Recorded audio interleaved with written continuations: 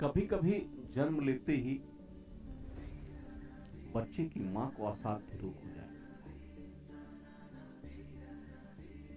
मां रोग से पीड़ित हो जाती है। मां का सुख बच्चे को नहीं मिलता है। मां तलाक लेकर चली जाती है। मां बच्चे का त्याग कर देती है।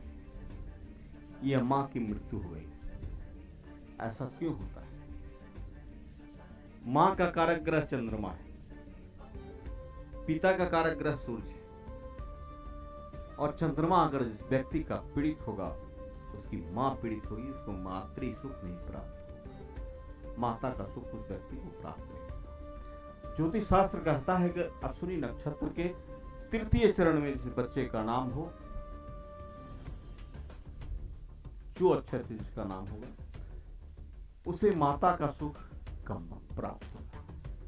माता रहेगी नहीं, माता रहेगी तो असाध्य रोग हो जाएगा, माता रहेगी तो छोड़ करके चली जाएगी, माता तो वह अपने जीवन में रोग से परेशान रहेगा। अगर अश्लेषा नक्षत्र के तृतीय चरण में जन्म हो गया तो भी मां को परेशानी है, तो भी माता का सुख बच्चे को नहीं मिलता है। अगर मघा नक्षत्र के प्रथम चरण में जिस बच्चे का जन्म हो गया, उस बच्चे को भी मां का सुख प्राप्त नहीं होता।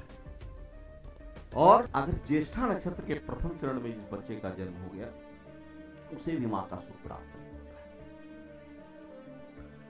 और मूल नक्षत्र के अगर द्वितीय चरण में जिस बच्चे का जन्म हो गया, उस बच्चे को भी मां का सुख प्राप्त नहीं होता।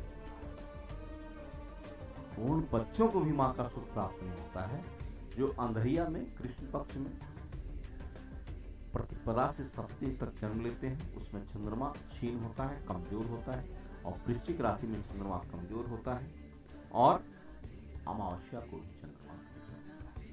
तो इन तिथियों में अगर चंद्रमा कमजोर हो, और इन तिथियों में अगर अश्विनी, अश्लेषा, मघा, ज्येष्ठा और मूल नक्षत्र में बच्चे का जन्म हो, तो माता पिता की मृत्यु होने की संभावना अधिक होती है।